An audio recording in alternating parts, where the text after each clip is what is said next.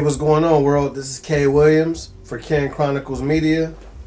Got another sit down this afternoon here with an artist from Compton who has a different outlook on life, and his lyrics constitute that. Handouts EP is the most recent material to drop from this talented artist, and he goes by the name of Jian J. He has a special story, as we all do, but today is his platform to explain this journey. What's going on, Jian? How you doing? I'm doing good, man. Thank you for bringing me out, man. I appreciate it. For sure. Thanks for coming out, actually. No doubt. So, things been busy for you these days. Yes. What's a typical day in the life of Jian?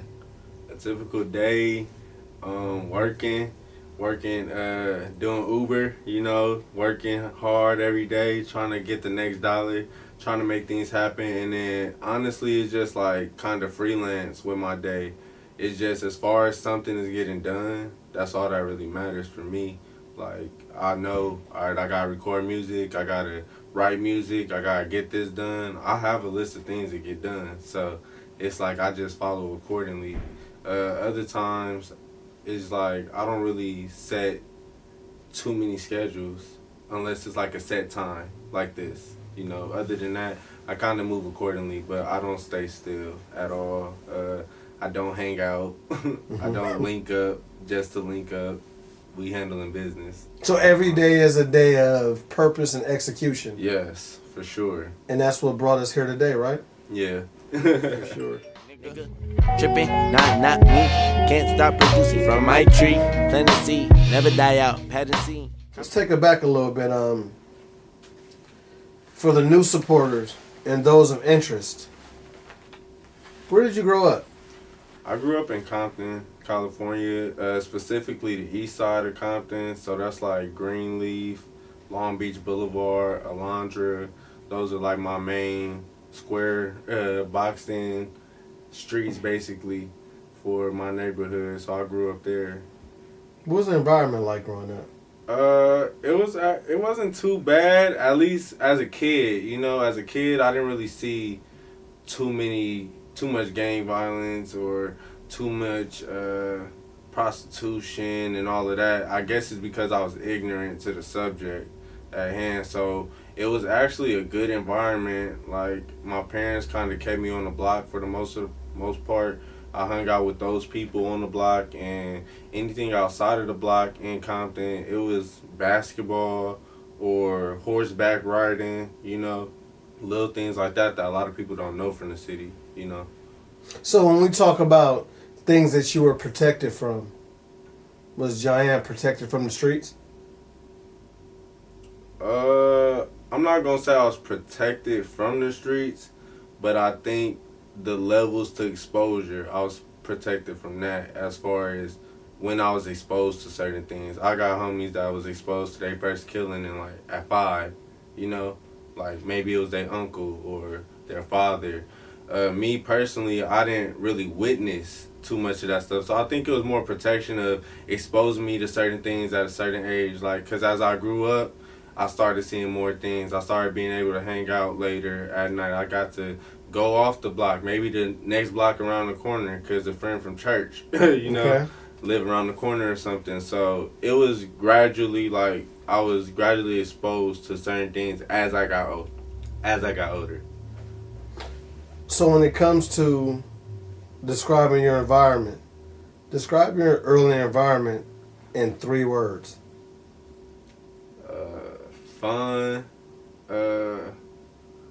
Fun environment, loving environment, and an adventurous environment. Go to jail, think I got my rights now. Pipe down, pipe smoke. When that pipe smoke, smell bodies. So from the loving environment, do tell.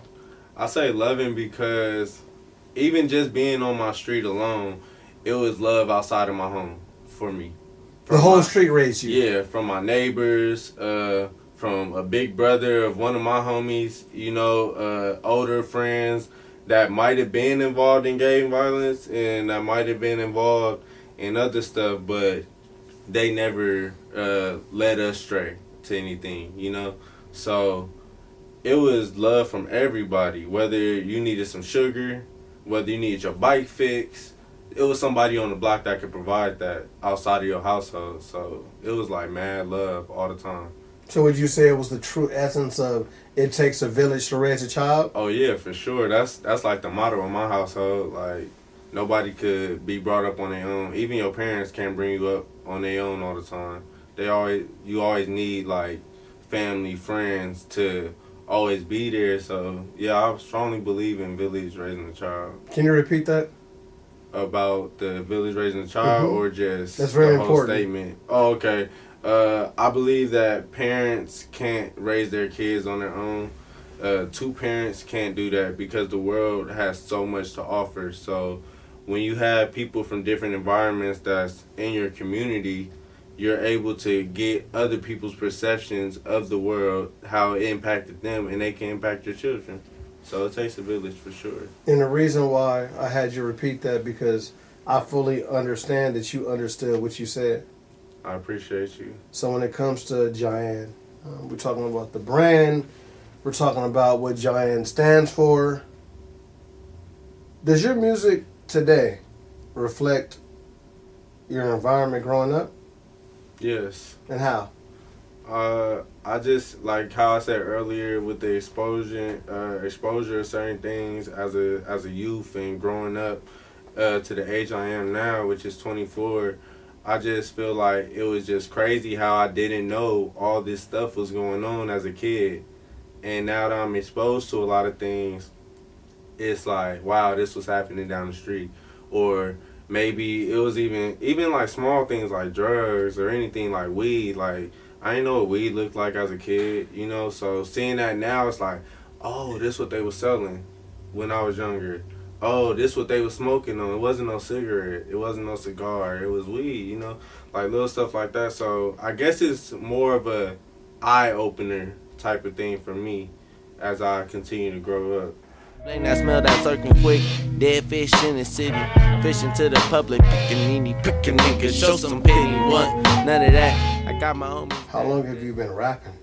I've been rapping, as far as taking it seriously, I've been rapping for 6 years, consistently taking it serious and really taking my craft to another level.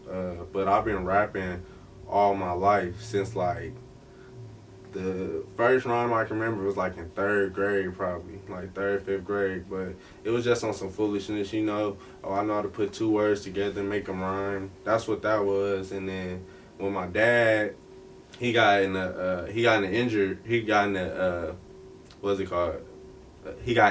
at work. He got injured at work, spinal cord injury, and it kind of broke me. You know, that's like my best friend. So seeing him. What age was that? I was 14. I was just coming from middle school to high school. So that was really tough on me because it's like, dang, I'm going into a new environment in high school. My pops is like down and out. Like, what am I going to do? You know? So when I found out, when he did that, I actually started writing poetry more. I was like, oh, this is like, you know. Spoken word? Yeah, spoken word to be specific. I started doing spoken word, and I started getting into that more in high school as well because they started a spoken word club at my school. So I started getting into that, and then eventually I started rapping, like, and that was just a confidence thing, to be honest. Like, I've been wanting to rap. Like, it's just that at the point in time, I didn't see no substance in it. So I was like, why would I put my 2 feet in to something that doesn't contain substance in my eyes, personally? So I started doing poetry because that was the closest thing to rap. And I started watching people like Common, Kanye, doing Def Jam poetry. I was like, oh yeah, they're rappers. The early years. What is worth is not terrible.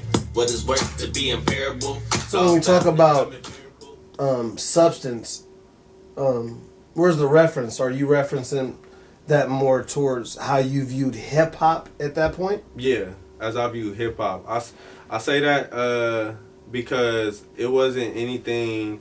I'm not gonna say it wasn't positive, because it's always something positive in hip hop. Mm-hmm. It's something positive, but it was just a lot of dancing music, a lot of shake your ass music. Sorry for my language.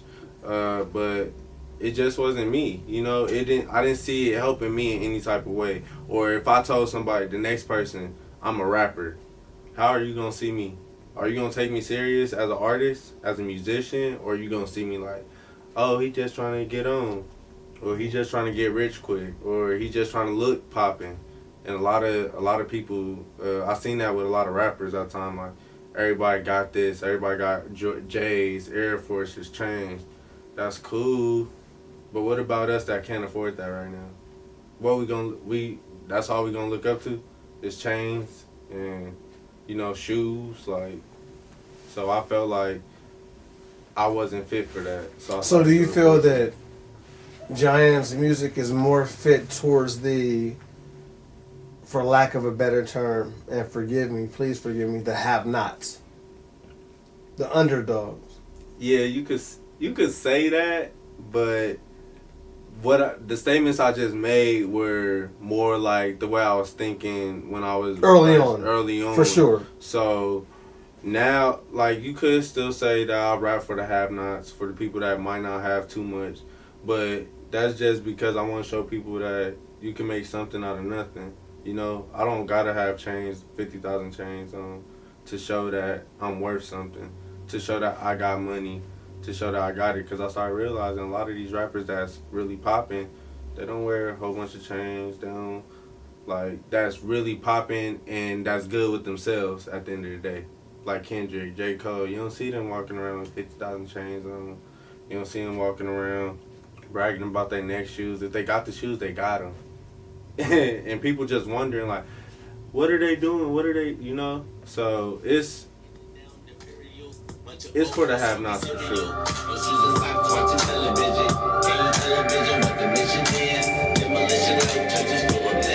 So for Jian, and this is I don't want to say it's a hypothetical question, I guess, but it is. But let's speak it into fruition. Okay. So if the financial status changes through hip hop, do we hear those same sentiments that we hear now? Yeah, for sure. I believe so. I was just talking to my lady about this today, and I was telling her, like, I've been contemplating with how I would be if I became famous or if I joined a certain social status. And I was telling her, like, it'll still be the same. I feel like I would want to be fashionable, but I don't feel like I need designer. I might want to wear chains, but I don't need 50 of them. And maybe one of them might have something with meaning, you know, on the chain. But other than that, I don't think I will splurge on materialistic things as I grow bigger in this music. I feel like I'll start to keep trying to search for more peace in myself, enough to not have to buy those things to satisfy my food, like my thoughts, and satisfy my spirit, you know. I don't need all of that. So I think I'll be rocking the same way when I get big. So your inspirations are different? Yes, for sure. When we talk about inspiration, what inspired you to begin rapping? Just to honestly, I watched Coach Carter. Coach Carter, it don't got nothing to do with rapping, but it was talking about when Cruz, he did a speech talking about his deepest fear, and it was saying, I forgot the exact words that the speech said, but it was talking about shining your light so it could liberate others to shine their light as well. So I felt like I always wanted to rap because I felt like I had a gift to do it, like, or a gift to just put words together, a gift to write, you know. So I was like, dang, if I don't shine my light, how am I supposed to help the next person that feel the same way as I do right now shine theirs? So your rapping inspiration actually came from a movie? Yeah. Yeah. That's a special twist. Yeah, for sure. Just say the mind all fucked up. Money back, you never caught one. I like that shit like that. I like that shit like that. Transition into, who are some of your early influences in hip hop? Oh, that's funny. All right. It's a long list, huh? It's not a long list, but it's a list where I had to really, like, think, like, all right, who are my top who was my influences, because I didn't even listen to music like that. It was like whatever came on type thing. And so for rappers, at least, I'll go with Nelly, Lil Bow Wow, well, Bow Wow now, Romeo Miller, who else? And Lil Jon and East Side Boys. They was early influences, just because they was dope. Like, they was dope as people. And Bow Wow and Romeo, they was young, so like I was young as well. I was like, oh, they doing what I want to do. So that was like early influence as far as just wanting to rap or just wanting to be a part of music. You know what's the special dynamic of, your earlier influences, in my opinion, I like to insert my opinion at times. Your earlier influences, they have, I don't see no correlation in them and handouts. Yeah. So we got to express on that. Let's talk about that. So I just think they're early influences because of the music they put out. I felt like I'm not saying they put out necessarily great music for everybody to listen to, but it was an influence. Like, Country Grammar was dope. Yeah, exactly. Let's be fair. Exactly. But I feel like in 2000, I was 20, and I feel like Country Grammar had to grow in the hip-hop world because so many hip-hop purists, they wasn't messing with Country Grammar. And I'm like, shout out to Nelly. Mm-hmm. And for you to be, and I'm not saying Nelly was any less on the conscious tier, but for me to how I respect Jian on the more conscious tier, it didn't really run parallel. That's interesting. Shout out to Nelly. Yeah, I like Nelly. Like I said, my whole inspiration to do rap is to inspire others, to shine my light, to help others shine their light type thing. So with Nelly, he dropped what was it, the Air Force One video? Mm-hmm. Stomping in my Air Force One. Mm-hmm. The energy. That was big for me in my life because everybody had a pair of Air Forces. Like, first day of school, we all need a pair of white Air Forces, all white, high tops. Was it a status symbol? Yeah, it was. That and pro clubs. Okay. So we wear the all white Air Forces, all white pro club tee, back in like, what, 05 maybe, like 03. We was wearing the pro clubs inside out. Just you make that sound so back in the day, and it's not. But it really, for me, it's relative. For me, it is. It's kind of like, all right, this old, but yeah, that was the thing. Tell me who the man now. That's me, bitch. That's me. Tell me what's the plan now. Tell me what's the head now. Tell me who the man now. So we all know your native city of Compton to have a high gangster rap platform. Right. How does Jian music fit within the CPT narrative, being that, like I said in the article, you're more on the conscious side of the plate. You're more on the veggie side of the plate. No pun intended. How does it fit the music narrative of Compton? It fits in all ways, man. Like, it relates to everybody, whether you gangbang, whether you're a non-affiliate, whether you're a sister, brother, mother, father, it relates to everybody. And I say that because people like Kendrick. So when Kendrick came out, that was like one of my influences as well. Like, shout out to Kendrick. When I started doing, like, being consistent at rap, that was my, like, big influence, because he was talking about being a regular dude in Compton, but you got friends as Bloods, you got friends as Crips, and you get into all the activities, but you never gangbang, So that's kind of the story, like, I was feeling as well. Like, I connected with him, so I took that and just kind of ran with, like, I don't gotta be no gangster to rap about gangsters. Stuff that you see. Yeah, I don't gotta be a shooter to rap about shooters. Because you've seen it. Yeah, so I just felt like that's how it. I just had to realize, like, all right, I could talk about these things and people not get offended. It don't matter how they take it. Like, it don't matter. So I think that's where it fits in. It just relates to everybody that go through things. Like when I talk about getting pressed at a liquor store or getting held at gunpoint, I'm not the only one. Like, it's people that, gangsters tell me like, oh, this is real, bro. Like, what you talking about is what we living, and you're not even no gangbanger.